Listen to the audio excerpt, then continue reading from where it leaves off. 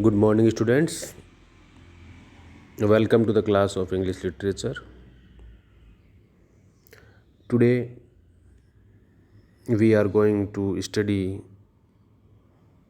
the last act of the drama As You Like It, written by Elizabethan dramatist William Shakespeare.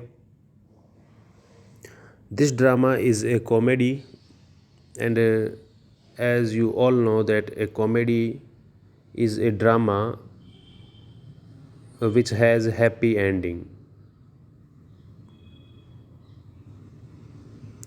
So let's start the video with the last act number 5th, scene number 1st. Touchstone and Audrey wander through the forest discussing their postponed marriage. Audrey claims that the priest was qualified to perform the ceremony regardless of Jack's opinion. Switching topics, Touchstone mentions that there is a youth in the forest who loves Audrey.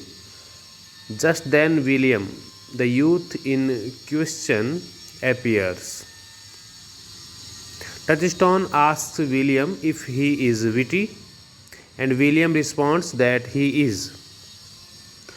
Then Touchstone asks if William is in love with Audrey. Again the young man responds affirmatively, means he says yes. When Touchstone asks William if he is educated, William admits that he is not, means he is not educated, he is illiterate. And Touchstone sets out to teach him a lesson. He says, to have is to have, he says, meaning that Audrey, to whom he is engaged, is not available to other men. He orders William to leave, employing an exhaustive list of synonyms. Synonyms means similar words. So that the simple lad means boy, William, is sure to understand him. William exits just as Corin enters to fetch. Fetch means Jakar Lana, the couple on Rosalind's behalf. Now, scene number 2nd. Orlando finds it hard to believe that Oliver has fallen so quickly and so completely in love with Elena. Oliver vows that he has and pledges to turn over the entirely of his father's estate to Orlando once he and Elena are married. Orlando gives his consent and orders a wedding prepared for the following day. Oliver leaves just as Rosalind, still disguised as a boy named Ganymede, arrives there. Orlando confesses that though he is happy to see his brother-in-law, he is also pained to be without his Rosalind. Rosalind asks, with a hint of sexual double entendre, if Ganymede cannot fill Rosalind's place. And Orlando admits that he has tired of wooing a young man in his lover's stead.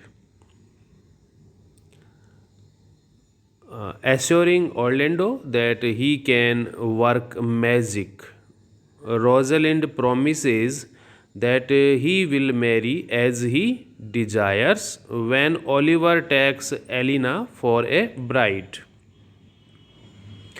Just then Phoebe and Sylvius appear.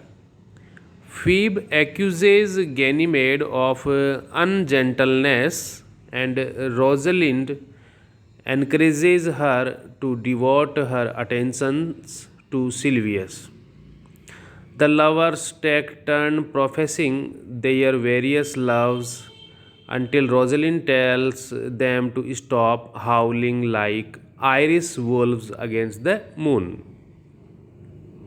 She promises that Ganymede will marry Phoebe on the following day if Ganymede will ever marry a woman, because Ganymede is a girl herself, so she cannot marry with a woman.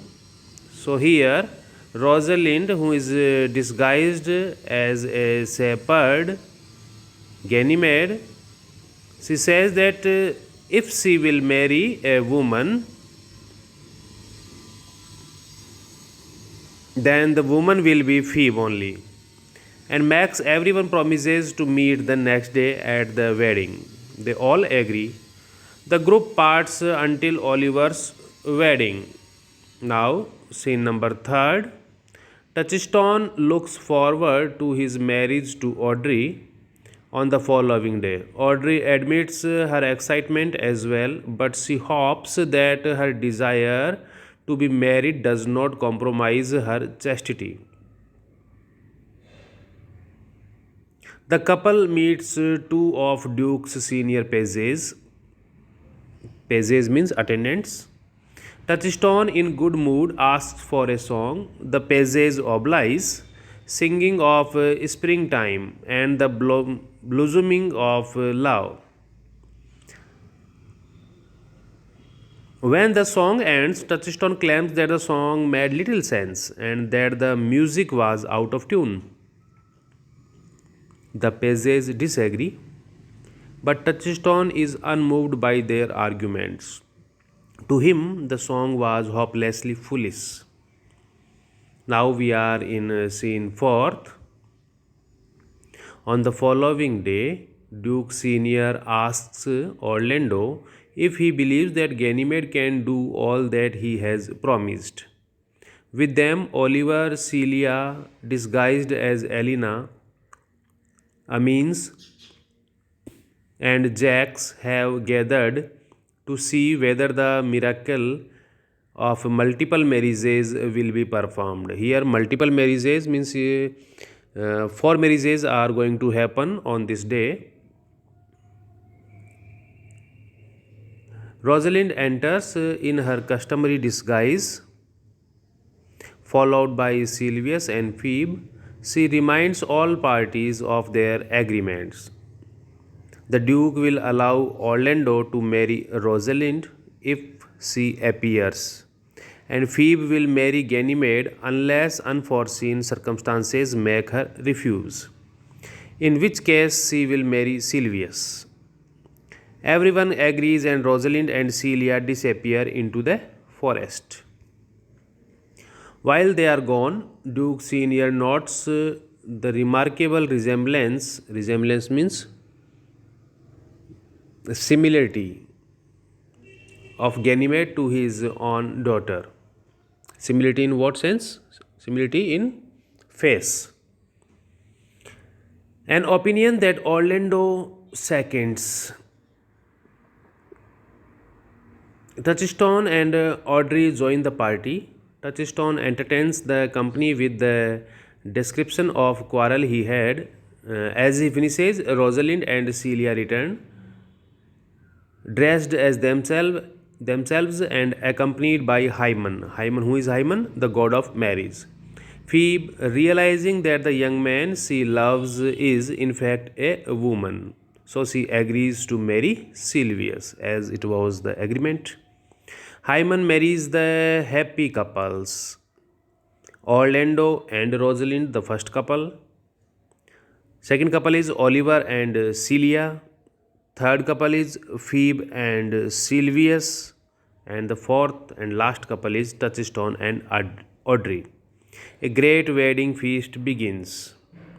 Halfway through the festivities, Jacques Du Bois, the middle brother of Oliver and Orlando, arrives with the information that Duke Frederick, mounted an army to seek out Duke Senior and destroy him.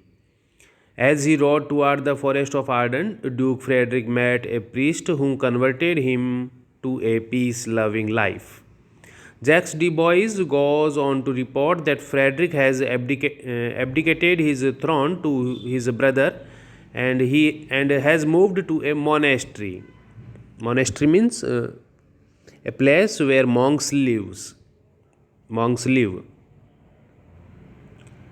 All rejoice happy in the knowledge that they can return to the royal court. Only Jacques, who is melancholic, we know him. Only Jacques decides that he will not return to court. He determines to follow Duke Frederick's example and live a solitary and contemplative existence in a monastery. The wedding feast continues. Feast means dawat, and the revelers means आनंद करने वाले लोग, मनोरंजन करने वाले लोग, dance as everyone except Rosalind exits the stage. Now epilogue. Rosalind steps forward and admits that the play is breaking theatrical customs by allowing a female character to perform the epilogue. But the play, she says, improves with the epilogue, and so she asks the audience indulgence. She will not beg for the audience's approval, for she is not dressed like a beggar. Instead, she will conjure them. She begins with the woman, asking them to like as much of the play as pleases them for the love they bear to men. She asks the same of the men, saying that if she were a woman, for all the females' role in Renaissance theatre were played by men, she would kiss as many of them as were handsome and hygienic. She is sure the compliment would be returned, and that the man will lavish her with applause as she curtsies. Okay, this was the whole summary of this comedy. I hope you all got the idea. Okay, thanks.